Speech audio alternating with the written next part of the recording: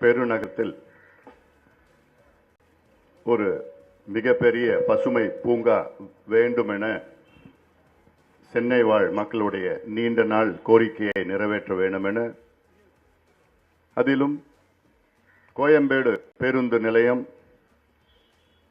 வண்டலூர் கீழாம்பாக்கத்திற்கு மாற்றி அமைத்த பின்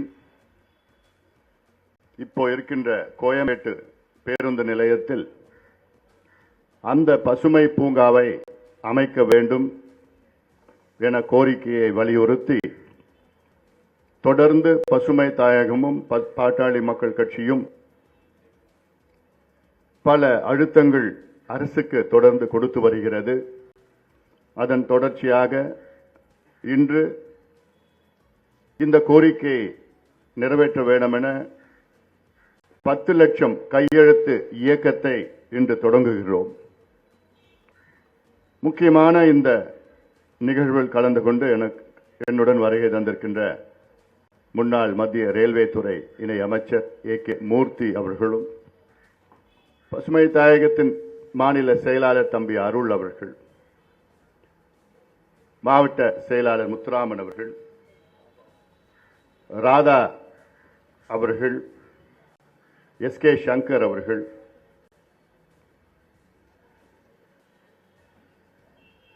ராம முத்துக்குமார் அவர்கள், ஈகை தயாளன் அவர்கள், விஜய் பாண்டியன் அவர்கள்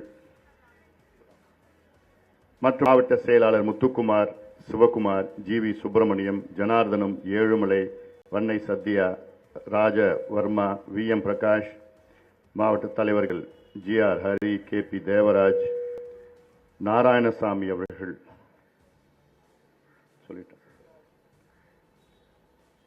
மற்றும் குமரவேல், புரசை அன்பு, ஸ்வீட் ஹரிகிருஷ்ணன், சதீஷ்குமார், சண்முகம், பாலு தேவர் அவர்கள், பகுதி செயலாளர் தனசேகர், புஷ்பராஜ், சசிகுமார், காசி, மதன்குமார், பாலமுருகன், சக்திவேல்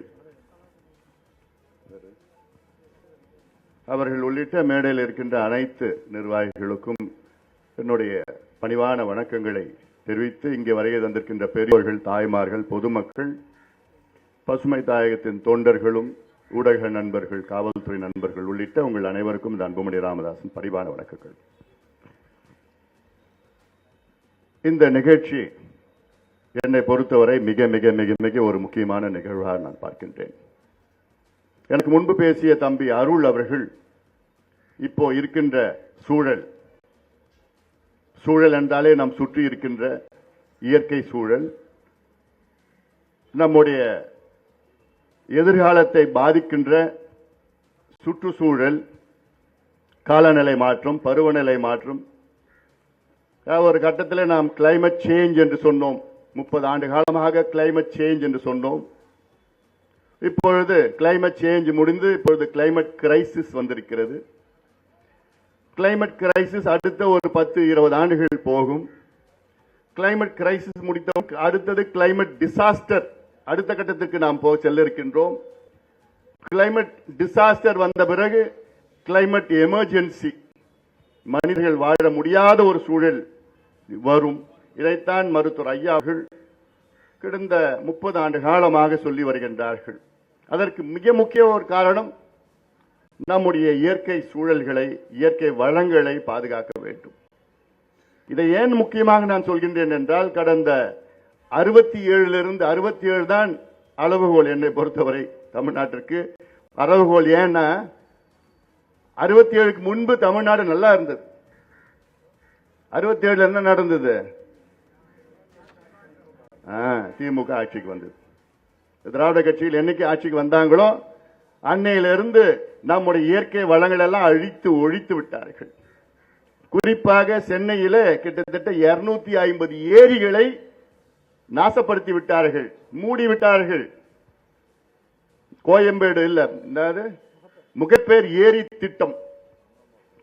இது என்னடா ஏரி திட்டம் பார்த்தா அங்க ஏரியை மூடிட்டு அதுல பில்டிங் கட்டுறது, வீடு கட்டுறது. இது ஒரு திட்டமாயா இதெல்லாம்? ஏன் இந்த கோயம்பேடு பேருந்து நிலையம் இதுல எதுல கட்டினாங்க? ஏரியில தான் கட்டினாங்க. இப்ப அந்த பேருந்து நிலையத்தை கீழம்பாக்கத்துக்கு அனுப்பி எடுத்துட்டு போயிட்டாங்க. இப்ப நாம என்ன கேட்கிறோம், அந்த ஏரியில கட்டின கோயம்பேடு பஸ் ஸ்டாண்ட்ல ஒரு பார்க் போடுங்க, பார்க் அமைங்க. நியாயமான கோரிக்கை தானே அது. ஏன்னா சென்னையுடைய மக்கள் தொகை 1 கோடிக்கு மேல போயிடுச்சு. இடம் இல்ல, நடக்கிறது இடம் இல்ல, உடற்பயிற்சி செய்யறது இடம் இல்ல. இன்னைக்கு சென்னையில தொற்றாய் நோய் இதுல இறக்கிறது எத்தனை பேர் தெரியுமா இறக்குறாங்க?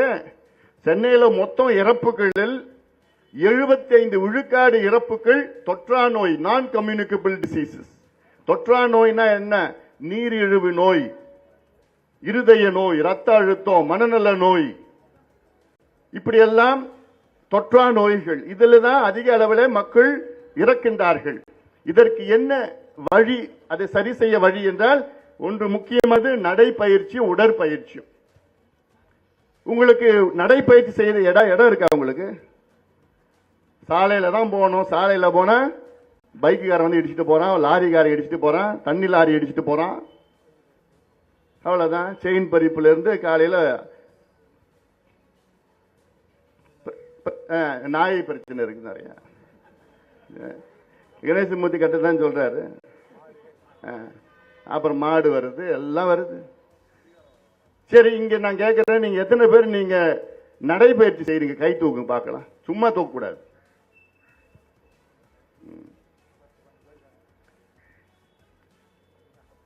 சரி, ஏன்னா நான் சொல்லியிருக்கிற ஒரு மருத்துவராகவும் நான் சொல்றேன், ஒரு முன்னாள் சுகாதாரத்துறை அமைச்சராக நான் சொல்லிட்டு இருக்கிறேன். இன்னைக்கு இருக்கின்ற இளைஞர்கள் மத்தியில் மிகப்பெரிய ஒரு பிரச்சனை உடல் பருமன், ஒபிசிட்டி. எல்லாமே அந்த ஜங்க் ஃபுட்ல சாப்பிட்டு ஒபிசிட்டி. சின்ன சின்ன 15 வயசு, 17, 18, 20 வயசு. இந்த ஒபிசிட்டினால சமீப காலத்தில் 22 வயது, 18 வயது, 19 வயது சின்ன சின்ன பிள்ளைங்களுக்கு ஹார்ட் அட்டாக் வருது. மாரடைப்பு, ஹார்ட் அட்டாக் வந்து இறக்கின்றார்கள். அந்த அளவுக்கு வந்துடுச்சு. இதற்கு நமக்கு என்ன வேணும்? நிறைய நடைபயிற்சி, உடற்பயிற்சி செய்கின்ற பொது இடங்கள் வேண்டும், பொது வெளிகள் வேண்டும், ஓபன் ஸ்பேஸ் வேணும். ஆனால் என்னைக்கு இந்த திராவிட கட்சிகள் ஆட்சிக்கு வந்தாங்களோ அதுல இந்த பொது வெளி இடங்கள் எல்லாம் அது எல்லாத்தையும் காலி பண்ணிட்டாங்க. ஒரு உதாரணத்துக்கு இந்த 30 ஆண்டுகள்ல 21 விழுக்காடா இருந்த இந்த பொது வெளியிடம் இன்னைக்கு 12 விழுக்காடாக குறைக்கப்பட்டிருக்கிறது. பசுமை பரப்பளவு இடம் கிட்டத்தட்ட 25% இருந்து இன்னைக்கு வந்து 18, 15%. அப்போ இந்த போன்ற புதிய பூங்காக்கள் நமக்கு வேண்டும். அதுல பல வகையான நன்மைகள் நமக்கு கிடைக்கும். இப்ப நான் உலகத்துல பல நாடுகளுக்கு நான் போயிருக்கிறேன். நியூயார்க் நகரம் சென்ட்ரல் பார்க்னு ஒன்று இருக்கு, 870 ஏக்கர் இருக்கு. நான் நியூயார்க் போனேன்னா அங்கதான் நான் நடைபயிற்சி செய்வேன். லண்டன் போனேன்னா அங்க ஹைட் பார்க்னு ஒன்று இருக்கு, 350 ஏக்கர்ல ஹைட் பார்க். சுத்து வந்தேன்னா 8 கிலோமீட்டர், அங்கதான் அங்க நடைபயிற்சி. டெல்லிக்கு போனா நான் லோதி பார்க்குக்கு போவேன், 90 ஏக்கர். டெல்லியில மெஹரோலி பார்க்குன்னு இருக்குது, 240 ஏக்கர். நேரு பார்க்குன்னு இருக்கு. இதுல புதுசா ஒரு பார்க் கட்டிட்டு இருக்காங்க டெல்லியில, 880 ஏக்கர்ல கட்டுறாங்க.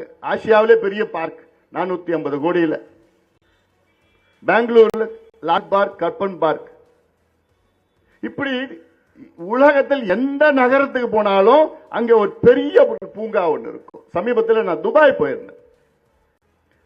அப்போ ஒரு தமிழ்ச்சங்கம் நிகழ்ச்சி என்னை அழைத்தார்கள் தலைமை தாங்கிறதுக்கு. எங்க அழைச்சாங்கன்னா அங்க ஒரு பூங்காவுக்கு வாங்கன்னு சொன்னாங்க. அந்த பூங்காவுக்கு நான் போனா அன்னைக்கு விடுமுறை நாள் துபாயில 10,000 பேர் இருக்கிறாங்க அந்த பூங்காவில். அப்ப நினைச்சு பாருங்க எவ்வளவு பெரிய பூங்கா இருக்கும். 10,000 பேர். இந்த நிகழ்ச்சிக்கு இல்ல, அவங்கவுங்க குடும்பத்தோட வந்து அவங்கவுங்க பல குரூப். நான் போன நிகழ்ச்சிக்கு 500 பேர் இருந்தாங்க.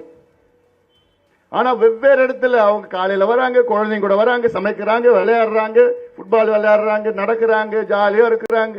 எவ்வளவு? 10,000 பேர் ஒரு பூங்காவில் துபாய் பாலைவனத்துல. பசுமையா இருக்கு அந்த பாலைவனத்துல, நடுவுல பசுமையா இருக்கு. அப்போ நினைச்சு பாரு, இதெல்லாம் நமக்கு அவசியமானது. ஆனா இங்க திராவிட மாடல், திராவிட மாடல், திராவிட மாடல். என்ன மாடல்? அம்பாசிடர் கார் மாடல் தான் அது, பழைய மாடல்.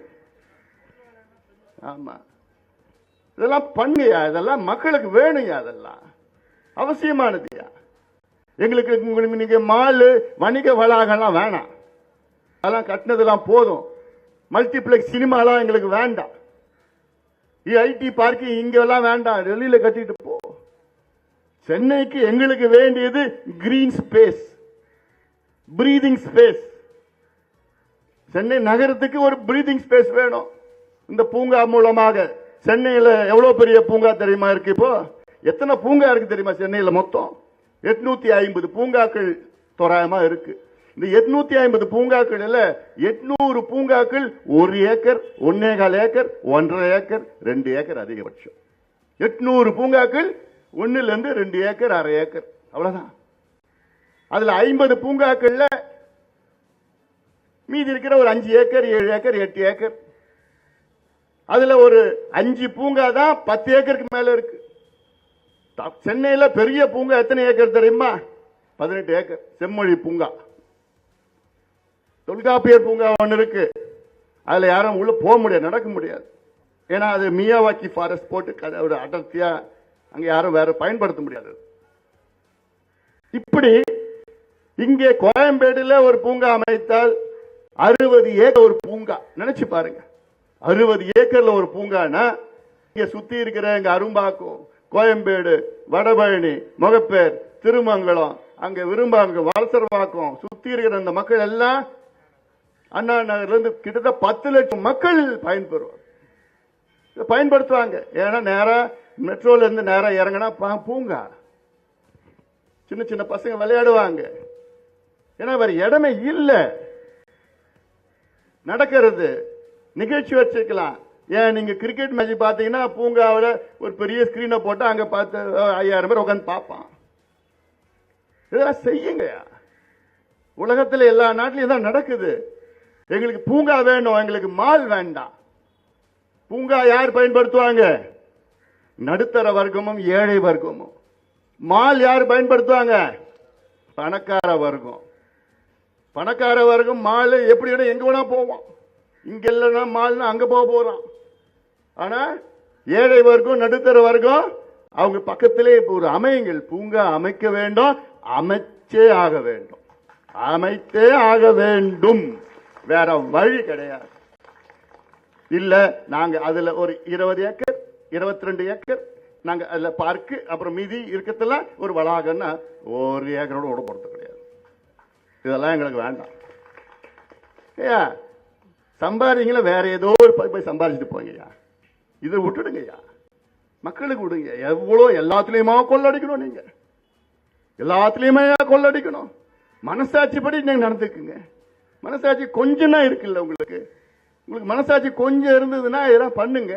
நான் முதலமைச்சர் கிட்ட கேட்கிற ஒரு வேண்டுகோள், மாண்புமிகு முதலமைச்சர் அவர்களே, தயவு செய்து கோயம்பேடு இந்த பேருந்து நிலையம் இருந்த இடத்தில் 60 ஏக்கரில் பொது பசுமை பூங்காவை அமையுங்கள்.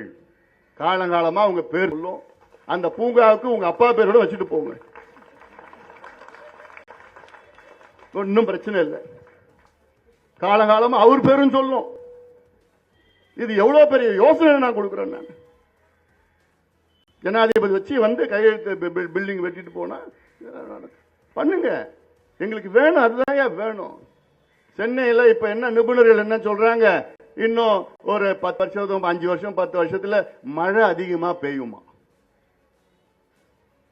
இப்பயும் பாத்தீங்கன்னா தமிழ்நாட்டுடைய சராசரி மழை 950 மில்லிமீட்டர், சென்னையுடைய சராசரி மழை 1050 மில்லிமீட்டர், 100 மில்லிமீட்டர் அதிகம். அதே நேரத்தில் இன்னும் ஒரு 20-30 மில்லிமீட்டர் கூடுதலா பெய்யும். ஆனா எப்படி? ஒரே நாள்ல இல்ல ஒரே மணி நேரத்தில் பெஞ்சிடும்.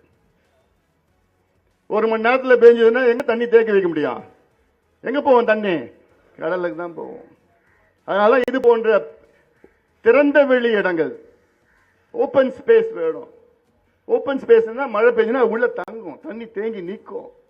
இல்ல வரதெல்லாம் கடல்ல போயிட்டு நாம தான் எல்லாம் அப்படியே பெரிய அறிவி ஜீவிகள். என்ன, கடல்ல தண்ணி விட்டுடுவோம், அப்புறம் கடல்ல இருந்து தண்ணி எடுப்போம். Desalination plant. எவ்வளோ அறிவாளிங்க பயப்பா. அவ்வளோ மழை கிடைக்குது, அதெல்லாம் நம்ம தேக்கி வைக்க மாட்டோம், கடலை விட்டுடுவோம். கடல்ல இருந்து போய் தண்ணி எடுத்துட்டு 30,000 கோடி செலவு பண்ணுவோம். அதுல 10,000 கோடி கமிஷன். மழை இல்லாத ஊர்ல டீசாலினேஷன் பிளான்ட் வச்சிருப்பானுங்க. துபாய் போனா, சவுதி அரேபியா போனா, இஸ்ரேல் நாட்டில் டீசாலினேஷன் பிளான்ட். ஆனா இங்க சென்னையில 1050 மில்லிமீட்டர் பெய்யற சென்னையில ஒரு டீசாலினேஷன் பிளான்ட் ஒண்ணு இல்ல. நார்த் மெட்ராஸ்ல ஒண்ணு, இப்ப அங்க ஒண்ணு, இப்ப இன்னொன்னு புதுசா கட்டி ஆசியாவிலே பெருசு. இது ஒரு சாதனை இல்லை, இது வேதனை, இது அசிங்கம். அதெல்லாம் திறமை இல்லை உங்களுக்கு. இதுல இருந்தால் நிரூபிக்கிற திறமை இல்லாத ஒரு சூழல். இதுக்கு பத்தாவதுக்குன்னு நமக்கு காவிரி தண்ணி வியானத்திலிருந்து வருது, கிருஷ்ணா தண்ணி கோதாவரியில கிருஷ்ணா ஆத்துல இருந்து கிருஷ்ணா தண்ணி வருது, பாலாத்துல இருந்து செம்பரம்பாக்கம் தண்ணி வருது. அது எத்தனை பேருக்கு தெரியுமா தெரியல உங்களுக்கு. பாலாறுலாம் அங்க செம்பரம்பாக்கம், அதுல காவேரி பாக்கம் ஏரியில இருந்து அங்கிருந்து வடிஞ்சு செம்பரம்பாக்கத்து வருது. சரி, இது வேணாம், அப்புறம் நம்ம வேலையை பார்க்கலாம். முதலமைச்சர் அவர்களும் இந்த துறை சார்ந்த அமைச்சர் சேகர் பாபு அவர்களுக்கு என்னுடைய வேண்டுகோள், அப்புறம் நகர்ப்புற உள்ளாட்சி அமைச்சர் கே என் நேரு அவர்களுக்கும் என்னுடைய அன்பான ஒரு வேண்டுகோள், தயவு செய்து இந்த மக்களுடைய கோரிக்கையை ஏற்றுக்கொள்ளுங்கள். இது ஏதோ அன்புமணி சொல்றது மட்டும் கிடையாது. அன்புமணி போன்ற கிட்டத்தட்ட இந்த சென்னையில் உள்ள 30 லட்சம் பேருடைய கோரிக்கை இது. அவங்களுடைய கோரிக்கையை ஏற்று இந்த கோயம்பேடு பேருந்து நிலையம், அங்கே இதுக்கு முன்பு ஏரியாக இருந்த கோயம்பேடு பேருந்து நிலையத்தை இப்பொழுது அதிலே ஒரு பூங்காவை அமைக்குங்க. பூங்காவை அவசியமாக பசுமை பூங்காவை நீங்கள் அமைத்து சென்னையில் உள்ள, நீங்க சொல்லிருக்கீங்க ஒரு இலக்கு, கிளைமேட் ஆக்ஷன் பிளான், காலநிலை செயல் திட்டம், சென்னை 2030க்குள்ள நாங்க இது செய்வோம், 2040க்குள்ள செய்வோம், 2050க்குள்ள அது செய்வோம். அப்போ இதுல ஒரு தொடர்ச்சி, தொடக்கம் செய்தால்தான் அதெல்லாம் நடக்கும். சும்மா பேப்பர்ல மட்டும் நாங்க அதை செய்வோம் இதை செய்வோம், நீங்க தேர்தல் வாக்குறுதி கொடுத்த போது பண்ணாதீங்க. இது முக்கியமானது, இது அவசியமானது. அதுக்காகத்தான் இன்னைக்கு 10 லட்சம் கையெழுத்து இயக்கத்தை தொடங்குகிறோம். எதுக்கு இந்த இயக்கம்னா உங்களுக்கு விழிப்புணர்வு ஏற்படுத்துவது. நீங்க ஒவ்வொருவரும் அரசுக்கு அழுத்தம் கொடுக்கணும். நாங்க செய்வோம், தொடக்க உங்களுக்கு செய்ய சொல்லுவோம், நீங்க அதை செய்யணும். இந்த திட்டம் இது எனக்கு வேண்டிய திட்டமோ, ஏகேஎம்க்கு வேண்டிய திட்டமோ, இல்ல அருளுக்கு வேண்டிய திட்டமோ அதெல்லாம் கிடையாது. எல்லாத்துக்கும் வேண்டிய திட்டம், மக்களுக்கு வேண்டிய திட்டம், ஏழை எளிய மக்களுக்கு வேண்டிய திட்டம். குறிப்பாக இந்த தலைமுறை, வருகின்ற தலைமுறை இளைஞர்களுக்கு வேண்டிய திட்டம் இது. இளைஞர்களுக்கு வேண்டிய திட்டம். ஏன்னா நான் சொல்லியிருக்கேன்ல, உடல் பருமன்ல இருந்து எத்தனையோ பிரச்சனைகள்ல இருந்து காப்பாற்றணும். வருங்கால சந்ததியினர்களை இந்த தொற்றா நோயிலிருந்து காப்பாற்றணும்னா இது போன்ற பூங்காக்களை அதிக அளவில் சென்னையிலே அமைக்க வேண்டும். இது முதலமைச்சர் அவருடைய கடமை, துறை அமைச்சர்களுடைய கடமை. இதற்கு நீங்கள் ஒத்துழைத்து, உங்களோட ஒத்துழைப்புனா என்ன, நீங்க கையெழுத்து வாங்குங்க. கடைக்கடையா வீடு வீடா போய் கையெழுத்து, இந்த பகுதியில் சுத்தி இருக்கிற பகுதியில் போயிட்டு நான் கேட்டது 10 லட்சம் கையெழுத்து, ஆனா நீங்க வாங்கி தரதுல 30 லட்சம் கையெழுத்து வாங்குங்க. முடியுமா? நிச்சயமா முடியும். மக்கள் யாருமே யோசிக்க போறது கிடையாது. பூங்காவா கையெழுத்து போறையா, அதுதான் வேணும். அதனால் தயவு செய்து மக்களுக்கு எது தேவையோ அதை செய்யுங்க.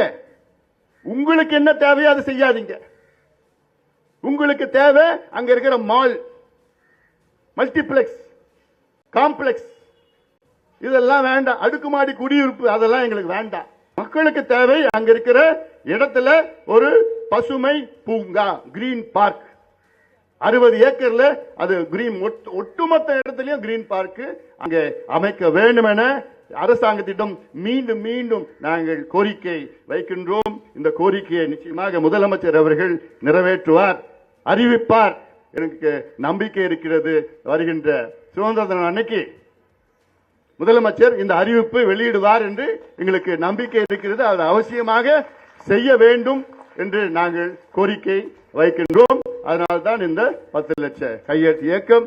இதில் கலந்து கொண்டிருக்கின்ற அத்துணை கட்சி நிர்வாகிகளுக்கும் பொதுமக்களுக்கும் ஊடக நண்பர்களுக்கும் என்னுடைய வணக்கங்களை, நன்றிகளை தெரிவிக்கின்றேன்.